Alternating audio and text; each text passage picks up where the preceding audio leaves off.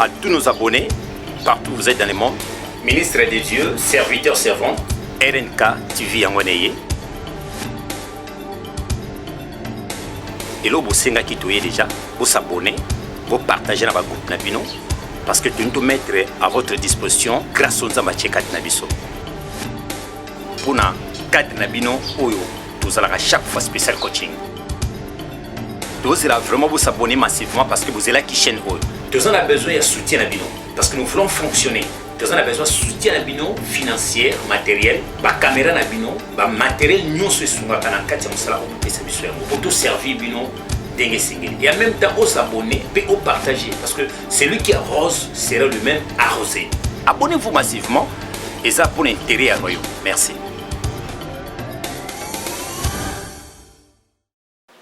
Shalom, nabande konyo sozo landa biso partout dans le monde. Toyeli sous liboso na bino na cadre ya émission na biso spécial coaching na chaîne na biso RNK Coaching TV. Ndenge toyeli bino que to sali to chaîne oyo pona ko propager évangile na grâce on zamba chekat na biso et toyeli sous liboso pona continuer par rapport ya programme que on a fait passer. Mais cette fois-ci, nous avons un sujet pour exploiter et le monabino. Sujet est intitulé la frustration dans le ministère. Quel remède? Les lots batu mingi na katia ministère baza frustré, pas seulement dans le ministère mais dans la vie quotidienne boye batu baza frustré. Et frustration c'est quoi au juste? Et ça le fait que mutu azana na batante moko azozela. Il veut atteindre quelque chose mais il attend un résultat, mais comment un résultat et ça va créer la frustration dans la vie. Donc, il est frustré. Et en d'autres termes, c'est quelque chose, le choc, un choc sous-entendu. Bien qu'ils aient manifesté, mais dans il y a quelque chose qui ronge. De l'homme rongé dans la vie. Alors, frustration, toujours le tirons dans l'évangile selon Luc chapitre 24. So bandi na premier verset tiko kita ezana histoire o ebandi histoire wana et histoire ya frustration to revanda mingi na katikati ya texte ya Luc 24 place o ba disciple mbale ba décider ko sala ko kitana Emmaüs. C'est là l'objet de notre intervention. Mais ko banda ngona ne bandeli c'est par rapport ya situation o ya résurrection à Christ. Bible le dit pendant 3 ans, Christ a enseigné aux disciples à yebisi bango que après 3 jours, après le 3e jour, nous allons ressusciter. Donc Christ est mort. Et il est mort le vendredi, Asa crucifié le vendredi soir. Pilate a quelque chose à corps, Joseph d'Arimathée a sengi corps et puis il y a sépulcre dans la grotte. Et le samedi, à Tikala Kiwana, pour une raison prophétique, peut-être beaucoup de personnes vont dire pourquoi Christ est allé dans la tombe. C'était pour aller récupérer la clé de séjour de la mort auprès du diable. Et voilà que tant où a sali le samedi, dimanche déjà, à Bimaki na sépulcre. Mais la Bible dit il y avait des femmes au basumba qui ba aromates. Aromates, ce sont de mélanges, il y a produits oyo ezalaka na rôle ya okende ko embaumer corps. C'est-à-dire, après avoir enterré Christ, Esaïki n'a pas su basanganaki, basomba romante, dans le but de ne pas embaumer corps ya Seigneur.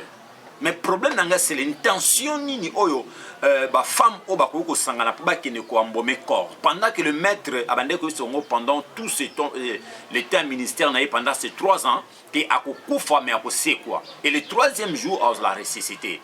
Et là maintenant, tu dois comprendre que la foi il y a une foi superficielle. Ce n'était pas une foi fondée parce que foi est fondée dans la l'écriture, dans la parole. Et voilà que nous sommes pendant 3 ans. Et c'est là qui foi moko superficielle parce que bazo qui na tombe na ba aromate. Dans quel but pour ne pas embaumer corps ya Seigneur.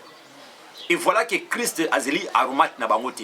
Déjà bien avant que bon baba arrive na tombe na sépulcre et c'est abimaki déjà. J'ai compris que Christ ne abandonné cause la té ba coûter na kata tombo sinon te ba ko embaumer ba ko garder na kata tombo. Or il est déjà sorti. Et tant que basi ba na kati ya tombo na ba aromate na bango, parfum eye na retard. C'est ainsi que na vie et ça na ba musu ba na do musu na vino mais na retard. Parce que tant que bande ko zilango bango ba ki nango te Christ un jour moi si aux femmes prostituées aye les parfums a wandreye et Bible dit que ba porte bazalaki ba se plague nango te bazaki indigné bazaki d'accord te na parfum wana o ba wene Christ. Mais voilà que pendant que Christ avait besoin de parfum, bango va se plaindre en côté. Et tel si côté nga koufi, bah il a parfum. Alors il y a un zoba qui a parfum sur un retard. Moi sur un parfum, Bible zoba na Jean chapitre 11 et puis na Jean chapitre 12, Bible zoba que Aza ndekoya ya Lazare. C'est Marie là. Moi si on a comme Marie ouais qui n'a parfum dans ndeko Lazare. Et tel si ko a un parfum parce que akuta kinda ko eza tellement na batebele enfermé mais yazala ki libanda azan audience te pour côté liboso Yesu. Elle n'avait pas l'audience parce que tout d'abord Statina et pesa qui audience te aza femme prostituée. Mais cette femme prostituée azan un parfum d'albâtre. Équivalence il y a 1 à 2 ans il y a salaire à fonctionnaire. À l'époque pour acheter ces parfums, ils ont une équivalence il y a salaire à fonctionnaire 1 ou bien 2 ans. Il y a salaire naï. Et la femme avait ses parfums d'albâtre, de grands prix. Et rôle, il y a parfum d'albâtre, les parfums de nard, c'est pour les cadavres. Et ça, il faut embaumer le corps. De la même manière, basi au peut y aromate. Et ça, même sorte de parfum, mais albâtre est plus cher que les cas aromates. Et voilà que moi, si on a c'est pas Jésus, parfum devant Jésus. Comment Christ est vivant, effectivement, Jean a île de Patmos, à mon Christ le une personne vivante était comme un agneau immolé. Et voilà que tant Azoïa na sena moy oyo Jean a mon Christ le une personne té. Mais mon le un animal. C'est pourquoi Christ a dit Jean le dit voici l'agneau de Dieu qui ôte les péchés du monde. Or quand Jean parlait sur l'agneau de Dieu, on ne peut pas parler d'agneau sans autel. C'est ainsi que l'autel de Jésus qui préparé depuis Nathan Josué, mais l'autel est connecté qui sacrifie. Et mon temps où Jésus a répondre à l'autel où il qui sacrifié, où Jean, où Josué a établi ça, qui lors il y a passage dans la terre promise. Et voilà que le baptême de Jésus n'était pas un baptême comme déjà pour la repentance. Christ n'a pas commis les péchés, mais il s'est fait péché pour nous. À ça du soumouté, mais à comme ça le soumou pour nabiso. Et pour dire que à qui n'a baptême à Jean pour la repentance, ce n'était pas comme ça. Isaïe peut être à qui nous répond tel ou Isaïe n'a qu'à ajouter parce que Jean-Baptiste s'est présenté que voici l'agneau de Dieu qui ôte les péchés du monde. Or on ne peut pas parler de l'agneau sans autel. C'est pourquoi lorsque le Cambouanoui bimaqué par Jean, il faut à qui nous répond autel. Or l'autel là. Plus tard, c'est la croix, c'est le Golgotha, c'est la montagne de Golgotha, là où on va crucifier notre Seigneur. Et voilà que moi, si on est tellement prophétique, nadi banda kuna azana parfum. Et Christ maintenant na katanda kwa Simon le lépreux azotea. Et la maison de quelqu'un ozaki na domaine na maladie ya lèpre zakanda ko etika na ba moba sekeli ya ba Solomon robo. Ya malamu penzate. Mais Christ dans cette maison a enseigné, mais la femme avait une solution où il faut embaumer cette maison. Et voilà que nadi banda a brisé parfum na déjà. La femme n'avait pas l'audience. Azaki na chance de permettre à côté parce que la maison était fermée. Voilà que tant a brisé parfum est précédé, l'odeur du parfum est précédée déjà et pas au maître Azali. Il y a des choses dans ta vie, sur le au côté na porte moi et fumamité, tu y a des choses à briser pour que des portes s'ouvrent. Moi sur les bails qui n'a pas qu'on a brisé.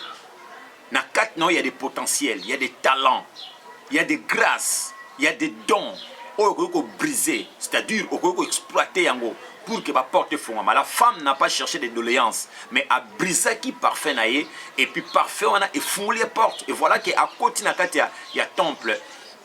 Nakati place Jésus on est quoi enseigné dans le Simon le lépreux, abani quoi embaumer Christ, c'est-à-dire abani quoi oindre le maître. Et le maître était d'accord avec ses parfums. Pendant que les disciples comprenaient qu'il abi moi si ma kamba parfait ou asali ou oindre nga asali ngo pona tombe nangai. Donc elle a préparé tombe nangai. Donc la femme était déjà prophétique. Et vous savez, la femme savait que ce que j'ai fait pour le maître n'a pas gain de cause. Même pas aujourd'hui n'a pas gain de cause. Un jour, c'est Marie Ndekonaïna Kumba Lazare était malade. Tant Marie Azobela, Lazare Azobela, Yezuaya, Yesu a beaucoup parce que Abi Kewan est encore à coup franc. Non, c'est le coup ma penalty. C'est alors que tant que Lazare a couffé, Christ a compris que ça c'est l'occasion on a parce que Christ était à Kimani pour Bazolukaye. J'ai parlé de cette femme pour démontrer que parfum ya basi oyo bako na ki na tombo et bimaki inutile parce que il y avait déjà un parfum oyo qui n'a temps convenable. Que Dieu nous fasse grâce, tout servir et tout ça la nous faisons à temps convenable. Et voilà que ba maman oyo, ba femme oyo ba zongi na ville, ba ke ko annoncer que le maître n'est plus dans les tombeaux. Ba ke ko annoncer et pas ba apôtre, ba ke ko annoncer et pas ba disciple msuke. Nous avons rencontré des anges, vous voyez que le maître n'est plus dans les tombeaux. Et le tombeau était resté vide. Et bah Pierre n'a jamais pas le même exercice, bah qui n'a tombe, bah coutu maître azate. Et la nouvelle est panzanaki partout. Et il y avait aussi des disciples là. Oh Christ a kené ko kutana bango, a kené ko raconter bango. Bah kutena Jésus. Mais parmi tous les disciples, il y avait des apôtres. Il y avait des disciples. Oyo bazwaki occasion na te au kutana maître. Et lors tant maître c'est quoi qui va coûter n'a été. Et voilà qui est créé mon frustration. Dans quel sens? Comment nous sommes tous les disciples. Mais nous sommes tous les témoignages. Parlons à terme à témoignage. Au côté na sika mon koto coûter na bande komoko. Au bozaki ensemble, to bozalaka ensemble. Bango va connaître une démarcation. Va évoluer, va progresser. Et yo tikalika bon on dirait yo on dirait nzamba ebiote. Tu commences à se lamenter. Comment nga na ko tikalaka bouena katia vi na mambo esimbate. Et voilà que c'est cette situation où il y a résurrection à Christ par rapport à ces deux disciples et créer les bango frustration. Et cette frustration est même bango à niveau va connaître naufrage, c'est-à-dire va tika Jérusalem pour va quitter Emmaüs. Emmaüs qui signifie zone d'ombre, c'est-à-dire la vie païenne, une vie différente de la vie chrétienne. Et à cause de quoi? Parce que leur cœur était frustré. Dans le sens que même les femmes témoignent que l'ange va témoigner que le maître est vivant, il est ressuscité. Pierre de même, il y a aussi certains disciples qui sont avec nous. Mais pourquoi pas nous? Et comme il arrive à la vie, aux saison moko, nous soit vivre l'homme dans une saison, mais sauf toi. Souvenez-vous, histoire, il y a l'homme malade de 38 ans à la piscine, il y a Bethesda. Et à mon saison, il y a guérison en Gouyou. Saison guérison les kekabo ya miracle ba nyoswa biki ba tiki moko. Et voilà que lorsque mutu a connaître frustration et affecte à la foi.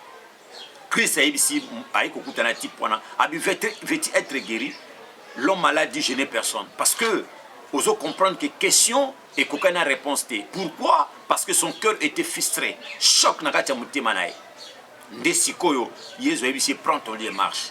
Et loko ya memaka. Et loko est memaki ya comme memango. Parce que Christ est venu à l'ongola mutinakati situation wana pour et comme de créer frustration et puis créer choc nakati mutemane. Il était resté seul parce que nakati ya piscine ba sont malades ba biki déjà.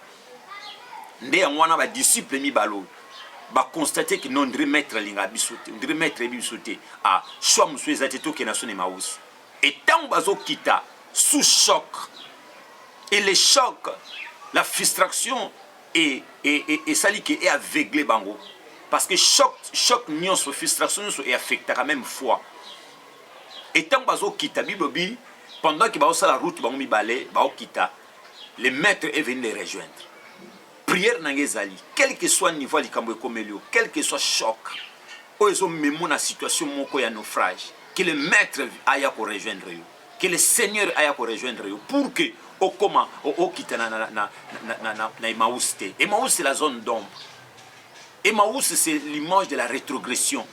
Et voilà que d'autres personnes vont connaître choc et même il y a rétrogression. Ils ont abandonné la foi. Et voilà que maître a rejoindre Bango. Prière d'Angeza que maître le Seigneur a rejoindre quelques-uns qui me suivent par rapport à la situation qu'ils ont traversée. Maître a rejoindre eux. Et voilà que deux personnes battent là-bas comme trois. Babandi ko s'entretenir na Christ. Christ a posé la question. Et pendant que a posé la question à Tuni Bango par rapport à la situation où ils ont les cas, où ils ont la tristesse, Bango va comme répondre. Et dans tout cela, comprenez que c'est le maître. Le maître les a expliqué, depuis Nathan, il y a un prophète a expliqué, bon, Nathan a la résurrection, va comprendre Kakate. Parce que leurs yeux ils ont une possibilité au monde. Parce que l'air a connu déjà le choc, frustration. Et ça va aujourd'hui, parce que la génération n'est pas mati, nous devons réussir, à tel collègue naé, à telle église baninga, à tel domaine moko professionnel baninga, nous évolué. Il y a ça statico, ils ont évolué. Écoutez, qu'on crée frustration parce que nous sommes tous humains. Mais dans tout cela, Nzamba azana calendrier, azana plan ya mutu na mutu, ndenga memela kai, ndenga sala makambo na ye. N'en vit pas. Alors que déjà écrit qui fait ça sur la temte marawan, ba tiki Jérusalem, ba kita Jéricho, ba kita nakati ya mboka Emmaüs. Et ça n'a pas tout ceci, ba tiki déjà vie chrétienne. Par formalité au monde a prié, mais son cœur est déjà bâti. Son cœur a connu un naufrage, a connu cette situation où il y a une rétrogression. Et voilà que Christ a rejoindre Bango. Pourquoi Christ a rejoindre Mibale Oyo? Parce que na quatre na bango moko comme Cléopas. Cléopas, ce qui signifie la gloire de Dieu. Zamba ko permettre en aucun jour que sa gloire parte comme ça. Toute personne qui est porteuse de la gloire de Dieu, qui est porteuse de la grâce de Dieu, Zamba ko permettre te grâce naie et kendeka bongo. Akulanda grâce naie. Ozane loko Zamba chakat na yo, Zamba ko permettre te à perdre loko wana. C'est alors que na kati ba tumi bale moko comme Cléopas qui signifie la gloire de Dieu. Il y avait des personnes qui na cimetière na tombe, entre autres Bassiou, ba femme oyo, entre autres Pierre na Jean. Mais na situation il y a disciples oyo, c'est Jésus qui était venu vers eux. C'est différent parce que ça n'a pas demandé vers cimetière, vers tombe, mais ezana na tourna bango Jésus aye vers bango. Vous savez pourquoi? Suite il y a importance, il y a grâce oyo et loko zekat na bango. En toi il y a la grâce de Dieu. Ne te décourage pas, ne te sous-estime pas. Et c'est ainsi que, à cause de l'Okoana, il y a gloire, le nom signifie, Cléopas signifie la gloire de Dieu. Et voilà que le choc aussi a affecté la grâce, le choc a affecté la foi. De temps où on a comprendre que bateau ba monate parce que frustration et c'est créé nyonso na kati ya mitema na bango. Frustration et c'est créé déjà passif. Ndeye soit comprendre que et Seigneur ça quelque chose de spécial, quelque chose de particulier. C'est quoi la chose? C'est là où je vais clôturer. Je vais chuter par là. Il y a frustration dans le ministère ou bien frustration dans la vie quotidienne. Tant oiseau kende va comprendre que si va connaître un naufrage et misuna bango et zomona le souté. Abi ça va. Na osale loko na lba na osala souté. Quelle est cette chose que Christ a dit il ne fera plus? Eza ko célébrer Sainte Seine. Christ est sa apôtre qui n'a pas sous la binoté. C'est-à-dire n'a célébrer sous Sainte Seine binoté jusqu'à son royaume. Et voilà qu'à cause de récupérer Cléopas, ce qu'un esprit ne peut pas faire, l'esprit l'a fait. Christ n'avait plus le corps humain, à comment qui déjà n'a corps, il y a gloire. Il a déjà revêtu ces corps-là célestes. Il n'avait pas ces corps normaux.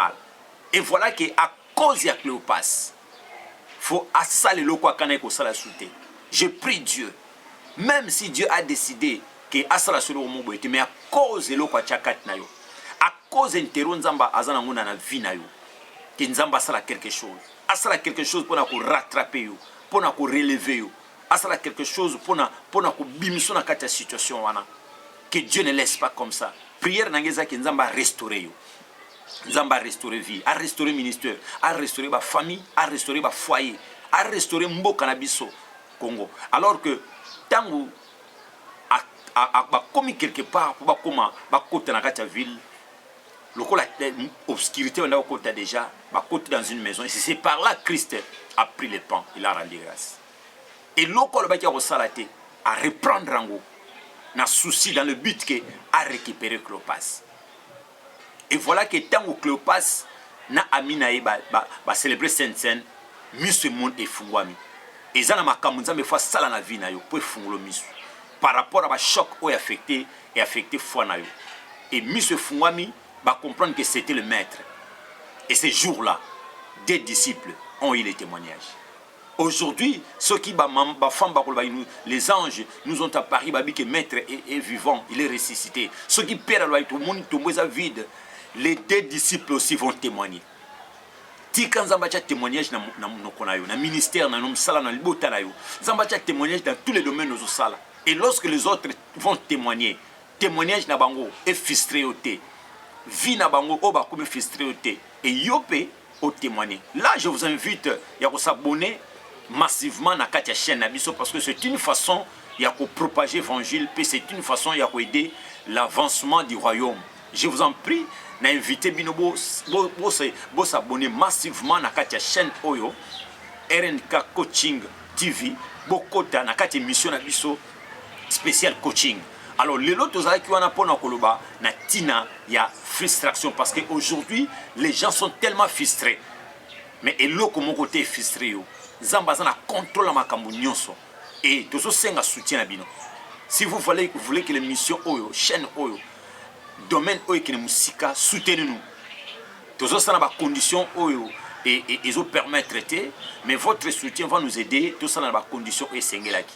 Oyo Sengel. Les autres qui bongo, di bosso na bino, pour partager na bino, na tina frustration. Donc, on continue le na bino et tout ça, c'est la soutien à bino pour aller plus loin avec ce travail. Merci, que Dieu vous bénisse. Prochainement, na numéro Yassika, tout na sujet Yassika. Ciao.